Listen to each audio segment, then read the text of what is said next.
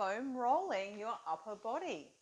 So I have my full round mid-length foam roller. We talked about if you've already got a foam roller, just use the one that you've got. If you happen to have one that has spikes, remember that's going to hurt a lot more. So if you are a beginner and you're sore and have got a lot of postural issues, you might find that that one is a bit too brutal.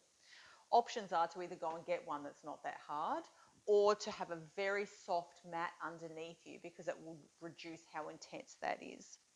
Okay, a couple of these are a little bit awkward.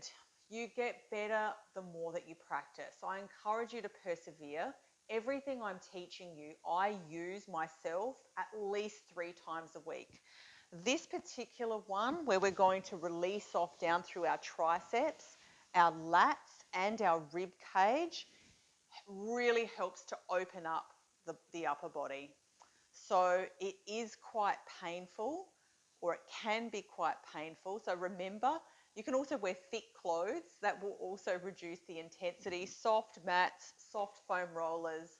But if you can persevere, it will really help you. Remember with everything, if the pain is intense, then that's too much. I don't want you to do it to that point. And we either need to take up one of the things I've suggested in terms of reducing the intensity, or we need to shorten the duration that we're doing it. So, an exercise like this for you might be 10 or 15 seconds the first time you do it, and that's enough. And we can slowly build up as the tissues reduce in the amount of tightness they have, and your tolerance builds up as well. So I did say this one was awkward. It is a bit awkward to get into and it looks a bit awkward, but I haven't found a more effective way to release off these tissues. And this is one that I will commonly use when my patients and clients turn up with a sore neck. And the neck is often just the unfortunate end point of everything that's going on at a lower level. So I use this because often their backs, they've been stuck at a desk for 8 hours, or they've been picking up their kids, or haven't been sleeping well, and their posture has been stuck here. Now, if I just give them a neck stretch, that's not going to profoundly change why their neck is sore.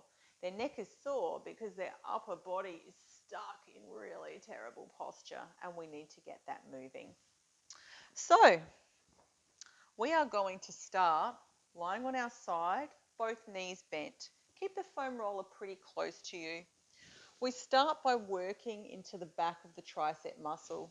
Now, if you find this position too awkward, you actually can do this movement on your kitchen bench top with the foam roller behind the back of your arm, or using this ball behind the back of your arm. And so you're in a more standing up position.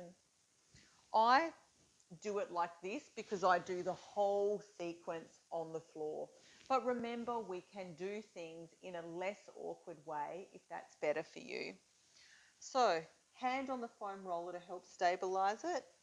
And we just start by working through the tricep. I have a very slippery jacket on. That's better.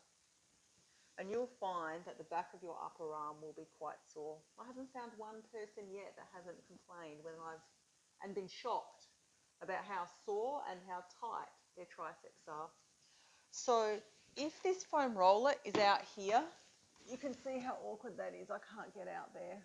So you need to, for this part, to keep the foam roller relatively close.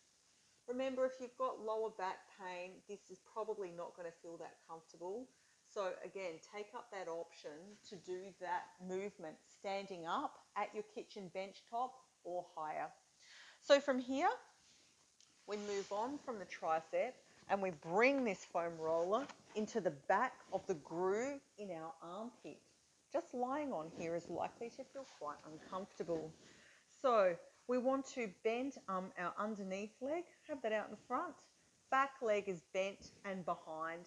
That leg helps to push you along.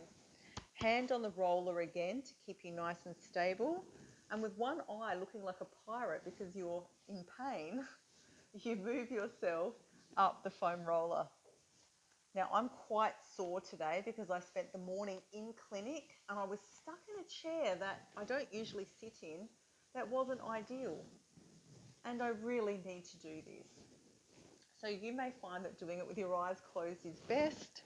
And when you find something that's sore, you can either stay there for a few seconds or, like me, you can roll up and down to your own tolerance.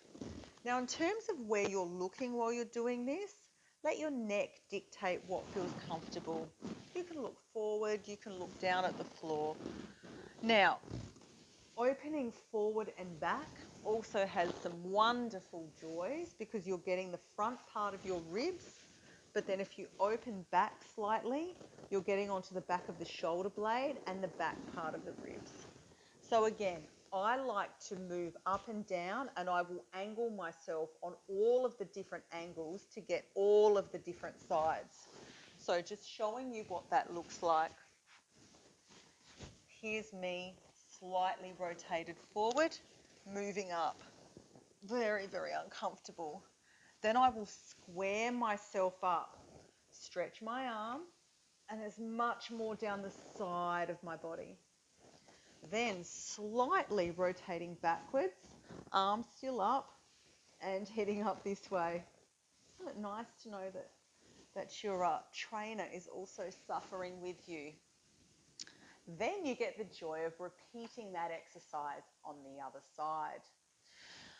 Further extension of that will be to move down and do this lumbar region of the back, but I will show you that one in a separate video so that we can focus our attention.